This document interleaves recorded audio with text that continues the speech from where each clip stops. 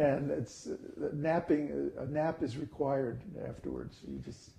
You just can't go on.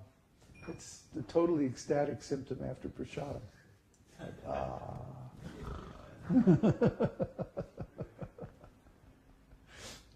But this also happens due to satisfaction. If someone is feeling very satisfied, like for so many years I worked so hard to attain self-realization. And when I finally attained it, it was like, oh, wow, this is great. You feel satisfied. You feel so satisfied. I just felt like, I think I'm going to take like a year vacation. Yeah, I still feel like that. I still feel like that. And this is confirmed in the Shastra. In fact, I was just reading last night in the 5th canto that Rishabhdev is saying that when you perform various activities for self-realization, and then you attain the results of those activities, you should also give up the activity or the method that caused you to get to that point. See? Of course, we never give up chanting the holy name. We never give up meditating on Krishna's activities because those are eternal. But there are many other things like different ritualistic activities according to the Vedic literatures, karma kanda.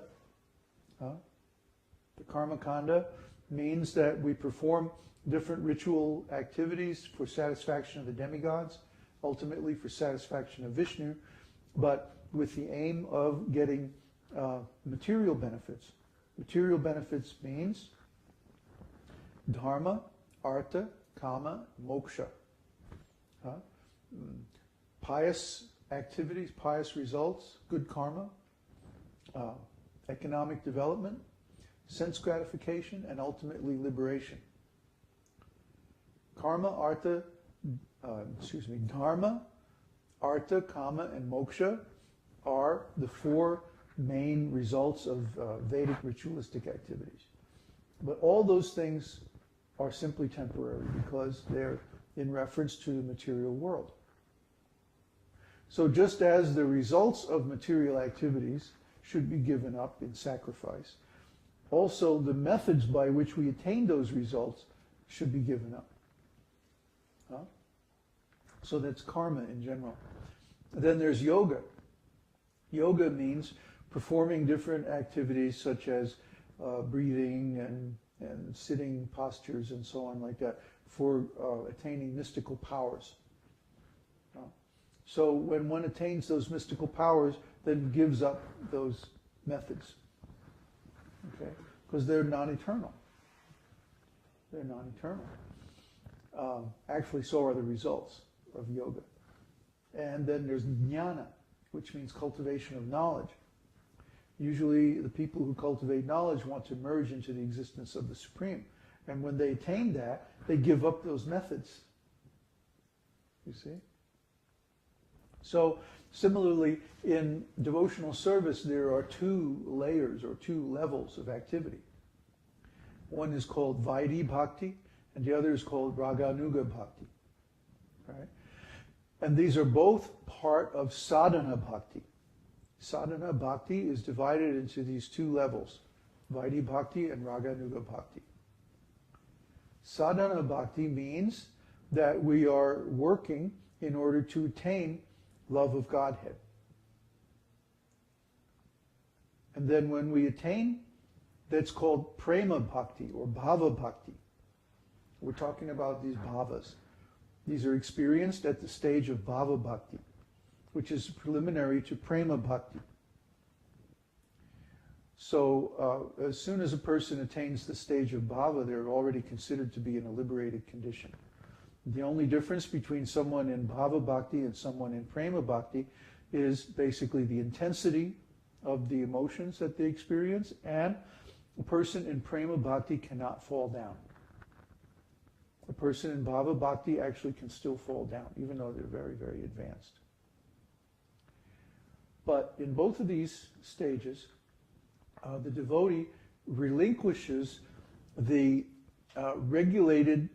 rules and regulations and the regulated activities of devotional service. Well, what do we mean by that? And for example, in Vaidhi Bhakti, one is supposed to rise during the Brahma Muhurta, the 90 minutes before sunrise. Take a cold bath. Then perform japa, deity worship, worship of the Guru, and so many other regulated activities in a specific schedule according to, there's just pages and pages of rules and regulations of how this is supposed to be done. So this is very good for neophyte devotees because in this way they begin performing these activities, but these activities are motivated not by their own love of Krishna, but by the rules and regulations of the Shastra. In other words, they're afraid that if I don't do these activities, I'll be making some offense and I'll fall down. So there's a certain amount of fear. I don't want to offend Krishna. I better do this. Then one gets to the point of Raganuga Bhakti where one acquires a taste, ruchi. Ruchi means I got a taste for these devotional activities. I like doing them. It's more than a habit now. It's become a taste. I enjoy devotional activities for their own sake because they put me in touch with Krishna. So I want to perform these activities. I spontaneously get up early in the morning. I spontaneously worship the deities, spontaneously chant the holy name. And also, I find a particular kind of devotional service and particular devotees whose service I identify with, and I want to follow in their footsteps. This is a characteristic of Raganuga Bhakti. So one begins to follow the activities of these devotees in relation to Krishna, and then he becomes in relation to Krishna through those same activities.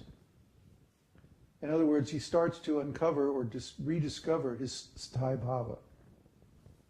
Someone may be attracted to the activities of the gopis or the activities of Krishna's parents, Nanda and Yashoda, or maybe Krishna's friends, the cowherd boys, or Krishna's servants like Raktak and the cows and like that.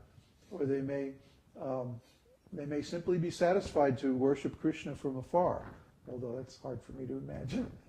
I want to get as close as possible. We have so many examples of great devotees whose activities were so spontaneous that they didn't think much about following regulative principles. They were simply engrossed in feeling the love of God. Vamsidas Babaji is a good example. He acted completely like a crazy man sometimes. But he was always in deep love of Nitai Gauranga. Those were his worshipful deities. Everything he did was based on that love. It was an expression of that love. And everything that he did and felt was completely in line with scriptural principles. It just wasn't regulated. He didn't get up at a particular time in the morning. He didn't, there's so many things that he didn't do. So, people will say, well, Srila Prabhupada followed all these rules and regulations very strictly, and so all of his disciples should too. Well, yes, he did, because he was preaching to complete neophytes who had no background in spiritual culture whatsoever. They only had knowledge of or experience of corporate religion. So they weren't even on the platform of regulated devotional service, Vaidhi Bhakti. They were just engrossed in sinful life. So Prabhupada had to rescue them, and to rescue them, he gave them the platform of devotional service through rules and regulations. And to teach that, he had to also act that way. My point and my preaching is all based on Raganuga Bhakti. You do it because you feel like it. You do it because you want to do it. You do it because you have a taste for it. It fulfills something in you. It meets a need that you have. If nothing else, a philosophical appreciation of the necessity for devotional service. And when you perform this devotional service, you feel a satisfaction coming from the spiritual plane. This is Raganuga Bhakti. My point to my God brothers and even to my disciples is that you should perform devotional service because you want to, not because you feel that you have to. Yes, there are always going to be neophyte devotees who require going through this stage of regulated service. But then you should reach a point where you perform that service because you want to. And then even beyond that point, you reach a point where you perform that service out of pure love.